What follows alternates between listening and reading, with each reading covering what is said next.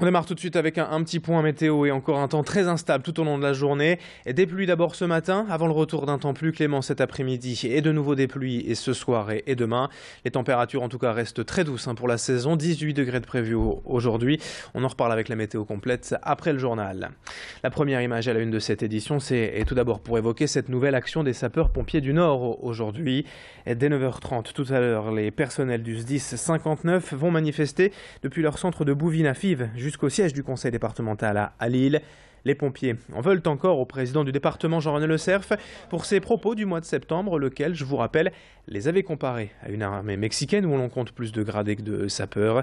Globalement, le département qui cherche à faire des économies, on le sait, veut serrer la vis, réduire les moyens accordés aux pompiers du Nord. Ces derniers, pour défendre le service public et leur travail, demandent à l'inverse plus de matériel et de personnel. Ils seront donc dans la rue ce matin pour manifester et nous y serons aussi dès 9h30 en direct avec eux. Autre image dans l'actualité en ce jeudi, la première journée contre le harcèlement à l'école et un témoignage exceptionnel à suivre dans un instant, celui de Jonathan Destin et de sa famille, un jeune habitant de Marquette-les-Lilles, victime du harcèlement lorsqu'il était au collège. Après des années à subir les insultes, les coups et le racket, Jonathan a voulu se suicider et s'est immolé par le feu en février 2011. Brûlé à plus de 70%, il a déjà subi 17 opérations et souffre aujourd'hui encore de ses blessures. Mais sa reconstruction passe désormais par le partage de son histoire pour convaincre tous ceux qui, comme lui, subissent le harcèlement, qu'il faut absolument en parler à un proche, ne pas rester seul et enfermé face à cette violence. Il a d'ailleurs écrit un livre témoignage il y a 2 ans et il veut témoigner aujourd'hui encore pour Grand Lille TV. Sa maman également pour évoquer justement cette souffrance et l'importance d'en parler.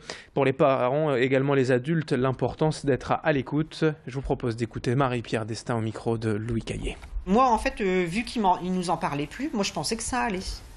Bon, je savais qu'il aimait pas l'école. Jonathan l'est toujours à contre-cœur à l'école, mais lui, il n'aimait pas l'école déjà. Pour lui, l'école, c'était pas un plaisir d'y aller.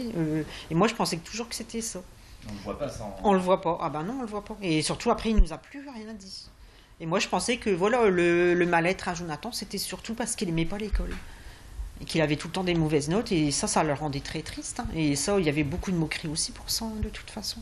Et c'est vrai qu'après, le harcèlement, moi, jamais j'ai pensé à ça. Jamais. Alors on revient à présent sur ce drame également la semaine dernière à l'université de Lille 1. Cet étudiant originaire de Mayotte retrouvé mort seul dans sa chambre.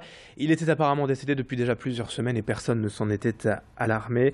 Il se serait en fait renfermé sur lui-même et isolé après des difficultés financières.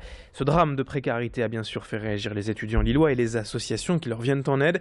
Le Secours populaire par exemple est aujourd'hui bien conscient des difficultés de certains étudiants. C'est même un phénomène, la précarité en constante augmentation depuis plusieurs années.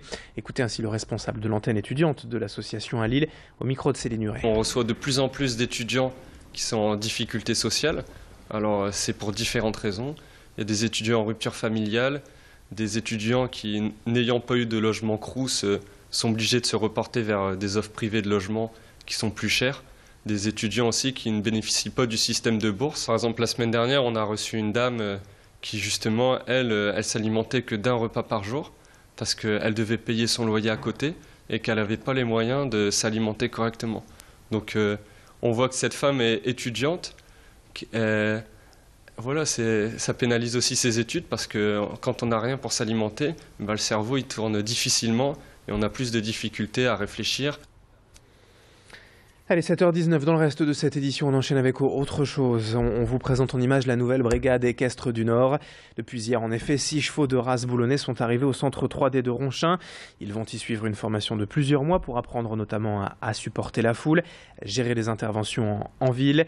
Ces chevaux ont été sélectionnés sur des critères physiques en fonction de leur taille, leur âge et aussi leur capacité à s'adapter à un nouvel environnement.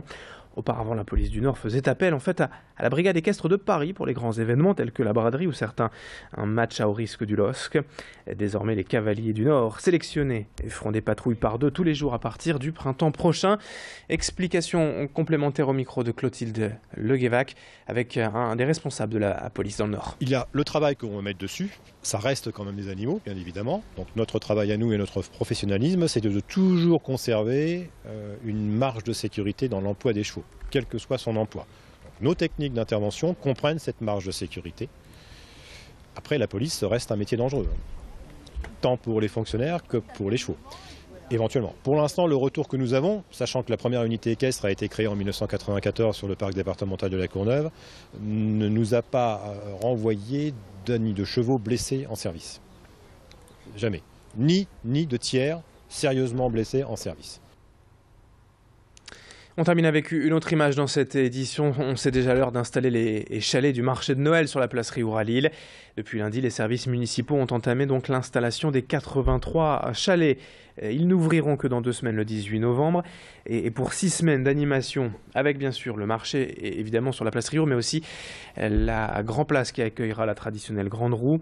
Bref, ça sent en bon les festivités de Noël. Encore un peu de patience tout de même, le marché n'ouvrira que dans 2 semaines, le mercredi 18 novembre.